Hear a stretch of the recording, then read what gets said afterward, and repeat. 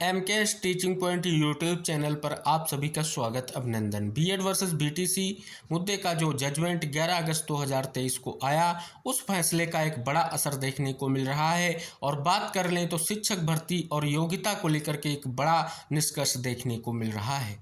क्या ये निष्कर्ष है, क्या ये स्थितियां हैं, इनका विश्लेषण करेंगे और जानेंगे क्या कुछ स्थितियां बीएड अभ्यर्थियों के लिए निकल कर आ रही हैं। आपको इस वीडियो के माध्यम से अवगत कराएंगे। निवेदन करेंगे वीडियो को अंत तक देखें और सभी साथियों को शेयर करें। जो साथी चैनल पर पहली बार विजिट कर रहे हैं तो कृपया चैनल को सब्सक्राइब करके बेल आइकन जरूर प्रेस कर लें। यहाँ पर अगर आप देखेंगे तो एक बड़ी स्थिति आपको दिखेगी। यहाँ पर सर्वप्रथम आप सभी को हम इंगित करा दें, ये उत्तराखंड के प्राथमिक शिक्षक भर्ती से संबंधित आप सभी लोगों के लिए जो स्थिति है वो बहुत ही महत्वपूर्ण है। अगर आप देखेंगे 11 अगस्त 2023 के फैसले का जो असर किस प्रकार से दिखाई दे रहा है उसके बारे में आप सभी को स्पष्ट होगा। शीर्षक में दिया गया है कि 26,500 ने किया आवेदन और 458 अभ्यर्थी पहुंचे। यानी अगर देखेंगे तो यहाँ पर स्पष्ट हो रहा है कि 2906 पदों के लिए जो भर्ती प्रक्रिया है उसमें जो काउंसलिंग हो रही है उसमें 26,500 के सापेक्ष मात्र 458 अभ्यर्थी पहुंचे। अब यहाँ पर अगर आप देखेंगे सुप्रीम कोर्ट का जो फैसला आया और फैसले के बाद जो है जो नियमावली है उसमें संशोधन किया गया क्योंकि सुप्रीम कोर्ट से दो महत्वपूर्ण फैसले लिए जा चुके हैं। एक तो NIOS DLED के परिपेक्ष में, दूसरा बीएड के परिपेक्ष में। उन फैसलों के आधार पर एक महत्वपूर्ण संशोधन जो है राजकीय प्रारंभिक शिक्षा सेवा नियमावली 2012 में किया गया और जिसमें NIOS DLED प्रशिक्षण प्राप्त और बीएड दोनों को अमान्य किया गया और दोनों को कहीं ना कहीं प्राथमिक शिक्षक भर्ती के लिए जो है वैलिड नहीं माना गया। अब केवल और केवल अगर हम बात कर लें तो अब जो है रेगुलर DLED के छात्र ही कहीं ना कहीं प्राथमिक शिक्षक भर्ती में सम्मिलित हो सकते हैं। ये नियमावली का परिवर्तन है।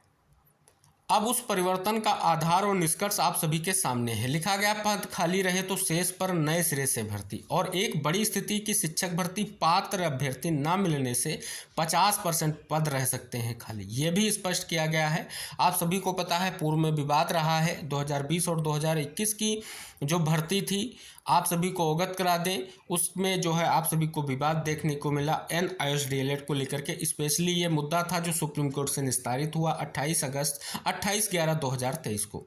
11 अगस्त 2023 का जो फैसला बीएड का है उसको लेकर के भी कहीं ना कहीं देखेंगे स्थिति स्पष्ट हुई। अब यहाँ पर अगर आप देखेंगे तो लिखा भी गया कि पूर्व में आवेदन कर चुके अभ्यर्थी भी शामिल, यानी 2020 और 2021 की शिक्षक भर्ती में जो आवेदन कर चुके अभ्यर्थी उनको भी सम्मिलित किया गया है।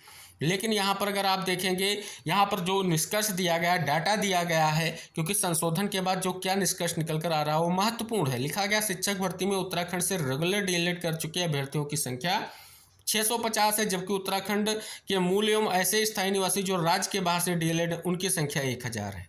बीएड और NIOS से DLED अभ्यर्थी शिक्षक भर्ती से पहले ही बाहर किए जा चुके, ऐसे में शिक्षक भर्ती के 50% पद खाली रह सकते हैं। तो देख सकते हैं जो सुप्रीम कोर्ट का फैसला है उसका सीधा असर दिखाई दे रहा है और शिक्षक भर्ती को लेकर के ये बड़ा झटका कहा जाएगा, क्योंकि 2906 पदों की भर्ती प्रक्रिया को लेकर के जो ये निष्कर्ष निकल कर आ रहा है कहीं ना कहीं ये बहुत बड़ी स्थिति क्लियर कर रहा है। और सुप्रीम कोर्ट फैसले के बाद जो है कहीं ना कहीं ये स्थिति आप सभी को देखने को मिल रही है। तो जैसा कि साथियों आपने देखा कि स्पष्ट तौर पर एक महत्वपूर्ण शिक्षक भर्ती और जिसमें सुप्रीम कोर्ट का फैसला जो आया 11 अगस्त 2023 का, उसका सीधा असर आप सभी को दिखाई दे रहा है। और कहें तो भर्ती के लिए योग्य अभ्यर्थी नहीं मिल रहे हैं।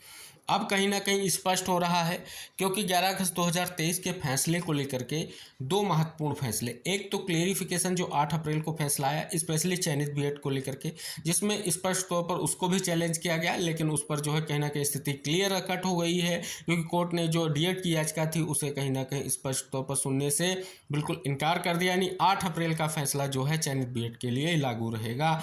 दूसरी तरफ बीएड की ओर से दाखिल की गई रिव्यू पिटीशन यानी समीक्षा याचिका को कोर्ट ने स्वीकार करने से मना कर दिया। इससे स्पष्ट हो रहा है कि कोर्ट 11 अगस्त 2023 का जो फैसला है वो कहीं ना कहीं बिल्कुल बरकरार है और लागू रहेगा, जिससे कहीं ना कहीं आने वाले शिक्षक भर्तियों के लिए रेगुलर DLED के छात्रों को ही कहीं ना कहीं वर्तमान में मौका मिलता दिखेगा। हालांकि NIOS DLED मामले के परिप्रेक्ष्य में अगर हम बात कर लें तो उनकी रिव्यू पिटीशन समीक्षा याचिका को कोर्ट ने स्वीकार कर लिया है। आगे क्या ओपन कोर्ट में सुनवाई होगी, क्या फैसला आएगा, उस आधार पर आगे की स्थिति क्लियर होगी।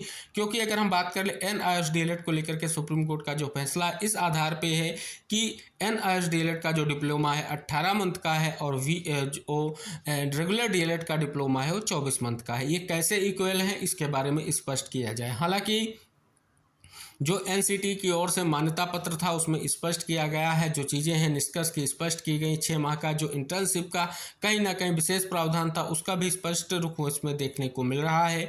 लेकिन गजट न आने के कारण जो है आप देख रहे हैं प्रयास जारी है, लगातार अभ्यर्थी अपना प्रयास कर रहे हैं लेकिन निष्कर्ष नहीं निकल रहा है।